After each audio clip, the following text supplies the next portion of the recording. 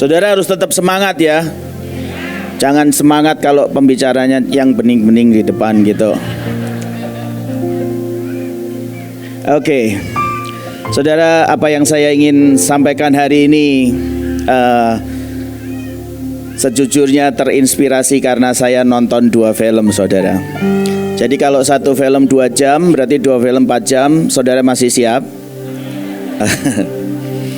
Oke. Kita coba lihat dulu slide yang pertama.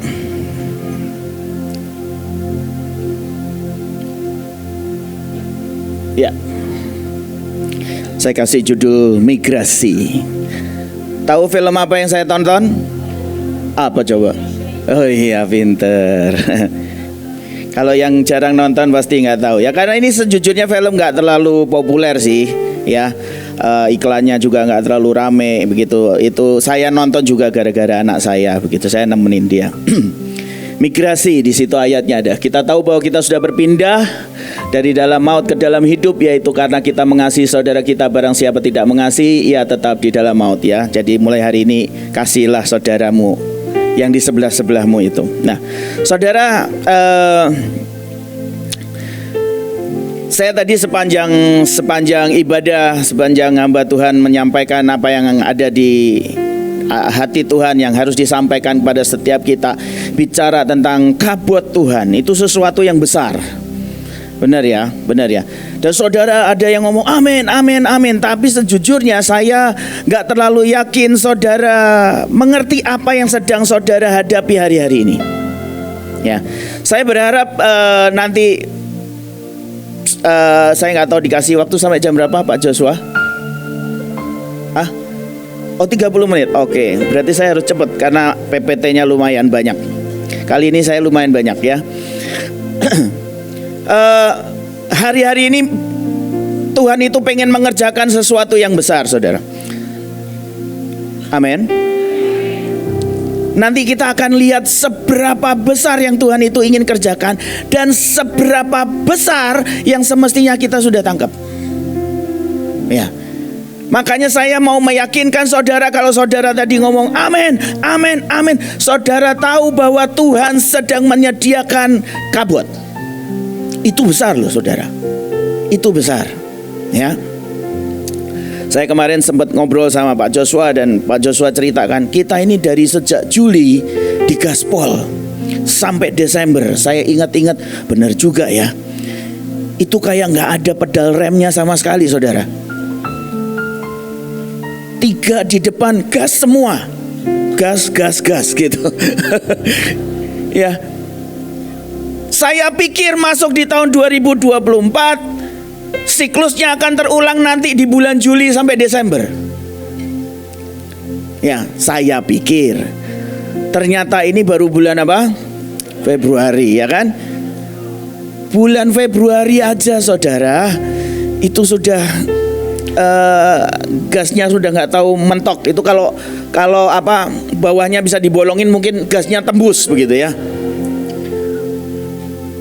Sudah gaspol terus saudara. Ini mengawal pemilu, kita di sekolah sudah seminggu penuh, jam 5 pagi kita doa sampai jam 7, ya kan. Sampai anak saya bangunin semua, saya bilang ayo pokoknya semua harus mengawal ini. Gaspol loh saudara ya. Kenapa? Karena ada sesuatu yang Tuhan berikan yang besar. Saudara, saya cek arti migrasi itu dalam bahasa Indonesianya adalah, maafkan kalau kurang tepat, mungkin ada guru bahasa Indonesia, proses perpindahan penduduk dari suatu tempat menuju ke tempat lain. Tapi saya garis bawahi di situ adalah melampaui batas wilayah mereka ya. Jadi saudara harus siap, begitu engkau ada di titik aku kayaknya gak sanggup, lah paksa dikit lagi, engkau akan pindah itu.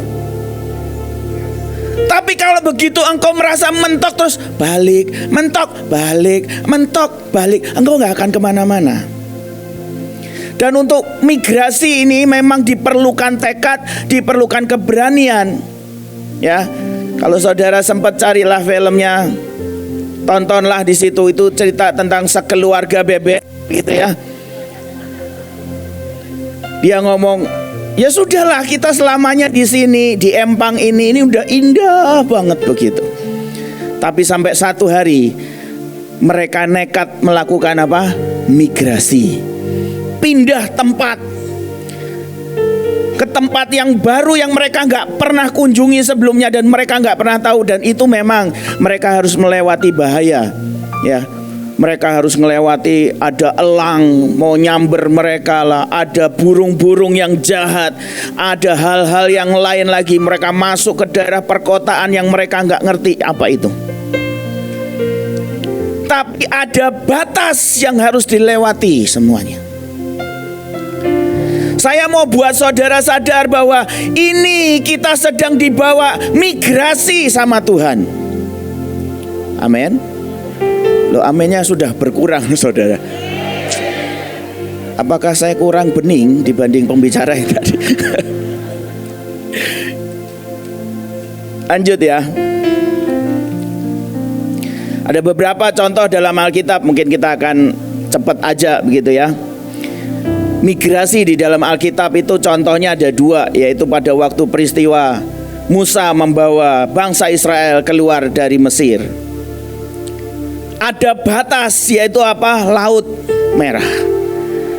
Itu yang mereka nggak pernah bisa lewati sebelumnya.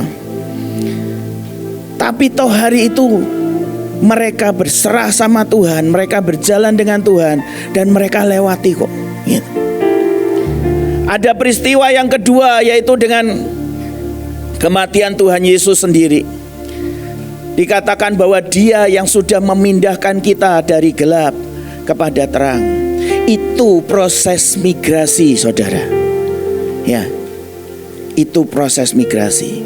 Nah, migrasi apa? Saya kemarin coba merenung saudara. Seharian saya di kantor, saya sengaja kalau sudah mau disuruh sharing hari Sabtu seperti ini, saya matikan lampu kantor, saya kunci dari dalam begitu kan, sehingga semua orang jeglek, ketok, saya diem aja begitu kan. Saya merenung di dalam begitu kan, saya cari wangsit begitu kan. Dan ternyata saudara, kita ini sudah dibawa berpindah. Coba kita lihat ya, perpindahannya dari mana. Coba next slide. Kita dibawa pindah dari bahtera ke kapal perang. Benar ya? Loh saudara, bahtera itu setiap engkau bangun pagi ketemunya binatang. Bau pup, bau pipis binatang. Ngerti gak? Tapi kalau engkau di kapal perang gak ada itu. Ada satu hal yang saya ingat tiba-tiba begitu ya. Saya ini dulu suka naik gunung lah ceritanya. Saya pernah satu kali, saya lupa tahun berapa, saya pergi berempat dengan teman saya naik ke Gunung Gede Pangrango yang di puncak gitu ya. Itu saya belum pernah sebelumnya. Hari itu saya pergi dan aneh, di pos pemeriksaannya itu tidak boleh, jadi semua peralatan dicek, tidak boleh membawa senjata tajam. Jadi satu rombongan cuman dibolehin bawa 2 senjata tajam buat masak maksudnya, ya kan. Sampai akhirnya saya putuskan, oke, ini ada satu pisau, satu lagi gunting. Saya pilih gunting. Kenapa? Guntingnya itu bisa dipisahin jadi 2 begitu kan. Ceritanya seperti itu. Nah, saya nggak tahu saudara, saya nggak benar-benar nggak tahu. Tapi malam hari itu kami mengalami sesuatu yang sebelumnya saya tidak pernah alami. Ya, kita habis makan, ceritanya itu udah gelap, kita udah di dalam tenda, saudara. Tiba-tiba kita mendengar ada sesuatu yang lompat dari atas pohon, turun ke tanah, gedebluk, terus jalan, duk, duk, duk, duk, duk. Saya pikir ini apa? Terus tiba-tiba di tenda diendus-endus. Wah, ini binatang, ini sudah jelas bukan manusia ini ya. Kalau manusia mungkin saya tinggal ngomong, mau apa gitu kan, berantem yuk gitu kan. Ini jelas binatang, saudara. Nah, langsung di pikiran saya begini, lu tadi itu semua pisau, semua apa ditahan di pos. Kita mau menghadapi pakai apa ini? Ya kan? Kita cuman punya pisau kecil 1 sama gunting, saudara. Ya. Saudara tahu nggak? Itu semalam-malaman kita tidur, itu tenda diputer-puterin terus sama dia. Ya, semalam-malaman saya tidur, saya menggenggam yang namanya gunting tadi itu loh. Pokoknya ini kalau masuk berantem deh gitu kan. Nggak lucu kalau saya mati di atas gunung gara-gara dikelamutin macan gitu kan. Nggak lucu pokoknya. Tapi saudara, saya mau kasih tahu, di Batra engkau nggak lewatin itu. Tapi kalau di kapal perang, engkau harus alert 24 jam. Tidur pun mungkin engkau harus bawa senjata loh saudara. Ngerti? Jadi engkau nggak bisa santai lagi hari-hari ini. Itu migrasinya. Yang kedua saudara, saya selalu kasih gambaran seperti ini. Next slide coba. Iya. Jadi view sama speednya beda. Kalau dulu mungkin saudara mau naik mobil secanggih apapun lah, paling kecepatannya cuma 300 km per jam mentok. Nggak ada jalanan di Indonesia yang bisa juga. Benar? Hari ini viewmu itu dari kokpit pesawat tempur. Itu beda saudara. Ya. Saya bukan seorang pilot ya, jadi saya nggak bisa menggambarkan. Tapi kalau saya lihat film-film ya, misalnya kayak Top Gun atau apa, itu yang namanya ngelihat kok cepet banget, shoot gitu. Kita harus tahu musuh di mana, ya kan? Kecepatannya beda. Saudara naik sepeda, saudara ngelewatin toko-toko, saudara bisa baca toko baju, toko makanan. Saudara naik pesawat coba, bisa nggak? Nggak bisa. Ya. Saya sering kali sampaikan begini, saya tanya, saudara, kalau saudara di Bekasi ini ya, itu pesawat itu udah pendek loh. Pesawat terbang itu loh ya, itu sudah pendek. Saudara bisa lihat pesawat lewat. Tapi pernah nggak saudara iseng nih, setiap kali perjalanan, terus begitu mau mendarat nih, udah tahu mau mendarat ya, terus saudara cari Bekasi mana sih? Pernah nemu? Seumur hidup saya perjalanan cuma sekali saya ketemu. Yang saya lihat soalnya itu, saya lihat Sumarekon, saya lihat Gor, begitu. View-nya sudah beda saudara, cara pandangnya sudah beda. Engkau menghadapi hari-hari ini baru bulan Februari, habis ini Maret, April, itu sudah nggak ada berhentinya saudara. Harus KKR sekian titik, sekian puluh ribu dan lain sebagainya. Dah, cara pandangmu sudah harus beda, speedmu harus beda, nggak bisa. Saudara mau pakai speed sepeda terus nggak nyampe saudara, ketinggalan. Oke. Yang ketiga, karena waktunya cuma 30 menit, tinggal 15 menit lagi ya. Bahan bakarnya juga harus beda saudara. Mobil paling Pertamax turbo, benar? Atau Shell apalah, V-Power apa, nitro, itu paling mahal. Saya kemarin cek, kalau di Indonesia pakainya Aftur begitu kan. Ternyata kalau di jenisnya ternyata banyak, ada IP50 apalah segala macam gitu. Jadi saya pokoknya pakai itu jet fuel. Artinya apa sih? Yang engkau konsumsi hari-hari ini itu engkau harus beda. Ya, karena apa? Karena Tuhan bawa migrasi. Tuhan bawa kita melewati semua batas-batas tadi. Kalau yang tadinya tahun-tahun lalu engkau masih bisa misalnya pelayanan, tiba-tiba terus engkau gak dikasih tanggung jawab, engkau mutung, itu mungkin masih bisa. Kenapa? Pertalit seringkali ngadat saudara di tengah jalan. Benar? Loh serius. Saya ini dulu pernah punya mobil Honda Jazz tahun 2008 ya. Pertama saya pakai pertalit. Oh ini mobil gak enak ya. Saya bawa ke bengkel Honda di situ. Dan terus teknisinya ngomong ini, Pak, coba Bapak isi Pertamax deh Pak. Dan benar saudara, begitu saya ganti Pertamax itu mobilnya beda banget. Begitu saya ganti pakai Shell, lebih beda lagi ya. Jadi ingat ya saudara, bahan bakarmu yang engkau masuk, yang engkau konsumsi harus sesuatu yang berbeda. Karena engkau sedang dibawa migrasi sama Tuhan. Jangan pakai pertalit lagi. Apalagi belinya di yang apa, Pertashop pinggir jalan itu. Atau belinya pakai botol gitu ya. botol Fanta itu kan sering kali ya. Sering adat saudara itu. Oke. Nah, tadi saya garis bawahi, semoga saya bisa selesai dalam 10 menit. Tuhan, tolong. Saya garis bawahi di situ, proses migrasi itu adalah sebuah proses perpindahan yang melampaui batas kita. Benar ya. Jadi kita ini harus tahu ada batas-batas kita. Batas apa sih? Mungkin ketakutanmu, kekhawatiranmu, ketidakpercayaanmu. Makanya saya ngomong, kalau ngomong kabut Tuhan, sejujurnya loh saudara. Saudara ngomong amin itu cuman sekian persen kok ngertinya. Itu ada hal yang lebih besar lagi. Oke. Saya cepet ya. Next slide coba. Nah, saya bawa botol ini. Cek. Saya tadi dikasih minum ya. Ini botol 600 mili. Ya.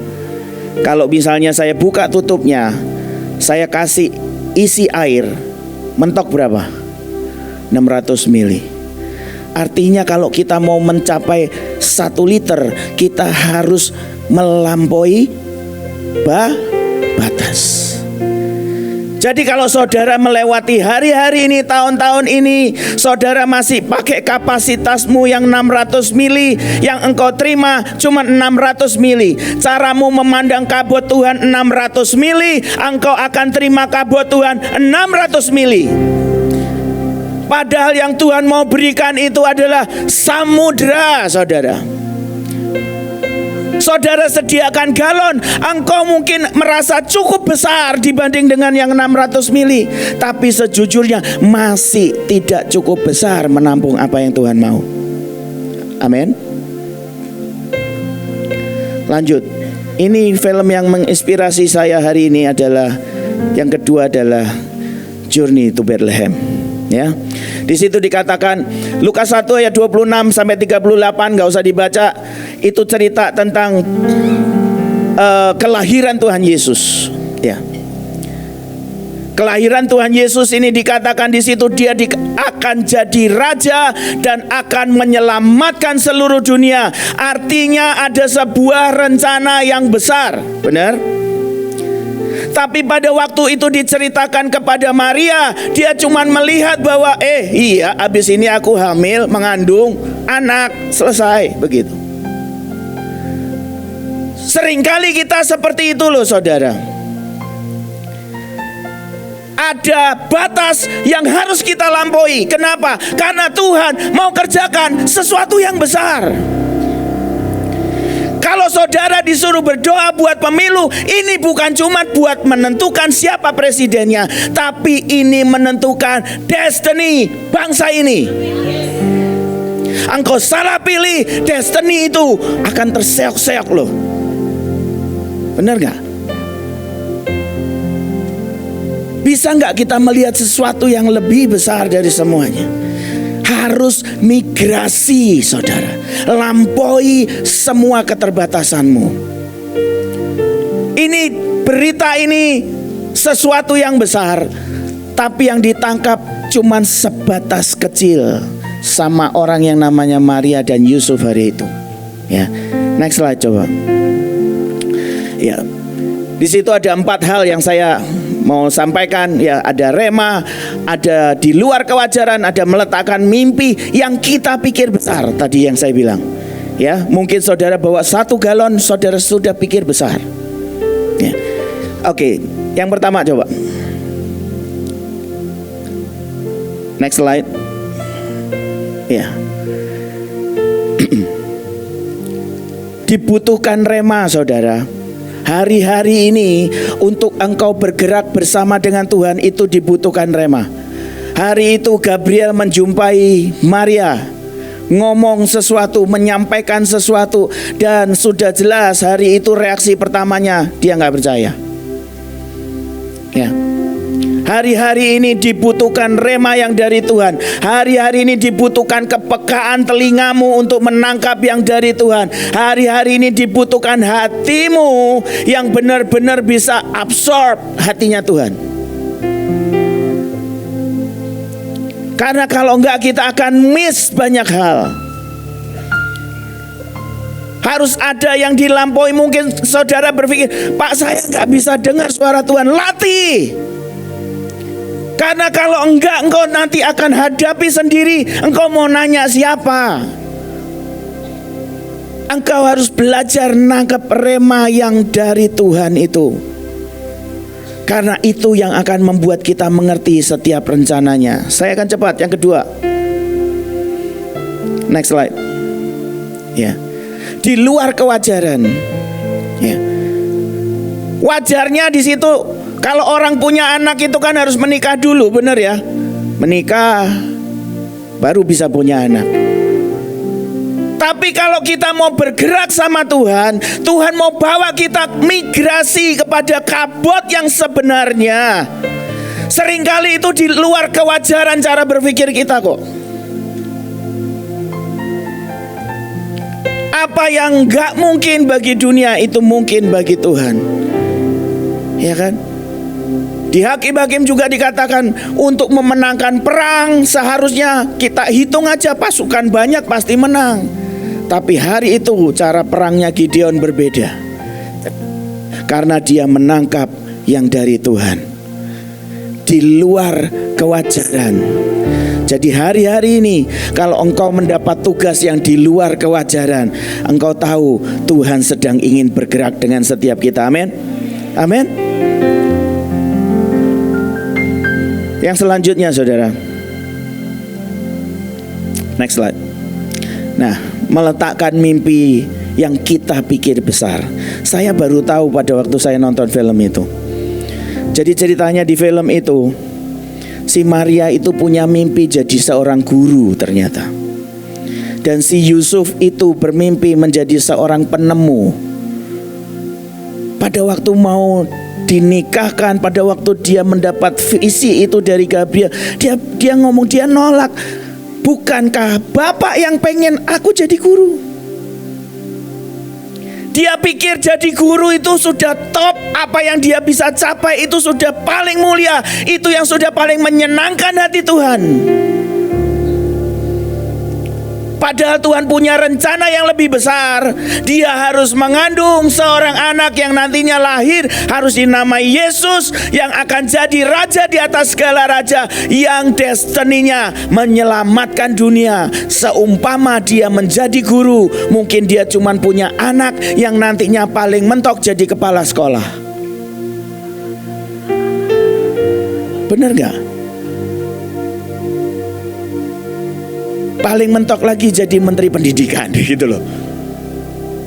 Seringkali kita berpikir mimpi kita ini sudah ilahi, sudah besar banget. Padahal yang Tuhan mau berikan itu sesuatu yang luar biasa.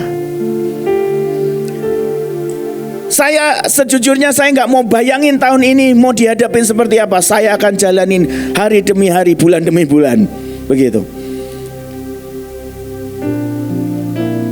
Doa jam 5 pagi belum selesai. Nanti besok hari Senin itu giliran provinsi saya, doa 24 jam. Tanggal 8 doa 24 jam lagi. Hajar aja lah, begitu kan. Ya, kalau dipikirin mumet saudara. Dihajar aja. Oke. Terakhir. Yang terakhir. Ya, bicara tentang iman. Ya. Ada batasan-batasan iman, ya kan? Seringkali kita nggak percaya. Ya. Coba next slide aja deh. Ya, saudara tahu di situ dikatakan bahwa ada peristiwa yang mirip terjadi dengan apa yang Maria alami, itu dialami juga oleh Elizabeth, ya kan? Dan di situ dikatakan bahwa si Zakaria itu dia nggak percaya kalau istrinya bakal mengandung dan melahirkan anak yang nantinya namanya Yohanes. Pada saat dia tidak percaya, di situ dia tidak bisa berbicara. Pada waktu saya baca ya, itu ayat kan sudah sering kalau sekolah minggu sering disampaikan. Walaupun saya nggak pernah sekolah minggu loh. Tapi saya baru waktu saya baca itu tiba-tiba Tuhan tuh kasih pengertian. Hari ini tahun ini, saat-saat seperti ini, kalau engkau tidak pernah percaya dengan apa yang Tuhan kerjakan, Tuhan ingin kerjakan di tengah-tengah kita, sesuatu yang besar yang Tuhan ingin kerjakan di tengah-tengah kita, itu akan membuat kita tidak pernah bisa menceritakan perbuatan Tuhan yang ajaib. Kita gak akan pernah bisa bersaksi, saudara. Bayangin gimana mau bersaksi, orang dia bisu, ya kan? Tapi ujungnya semuanya itu, dia bisa kembali berbicara pada waktu dia lihat dan dia percaya bahwa iya ya, ini kan yang dijanjikan Tuhan. Dan dia mulai tulis nama anaknya di tanah. Dan sejak saat itu dia bisa berbicara kembali. Saudara, saya cuma pengen meyakinkan ya, dalam 30 menit yang sangat singkat ini hari-hari yang ajaib ya. Kalau sekarang saudara sedang dilibatkan sesuatu, belajar berpikir, Tuhan, aku tahu ada yang lebih besar lagi yang Tuhan ingin kerjakan. Buat aku punya wadah yang besar, buat aku punya kapasitas yang besar, buat aku melampaui semuanya. Lo jangan dipikir saudara ngalamin seperti ini saudara nggak punya ketakutan, kekhawatiran. Pasti punya. Tapi sekali lagi, Tuhan mau bawa setiap kita migrasi. Amin. Kalau saudara siap migrasi, itu artinya saudara akan dibawa melampaui batas-batas kemampuanmu. Amin. Amin. Siapa yang siap dibawa sama Tuhan melewati batas-batasnya? Kita berdoa supaya tahun ini benar-benar kita bisa selesaikan dengan segenap hati, dengan segenap kekuatan, lebih baik daripada tahun-tahun yang lalu. Amin.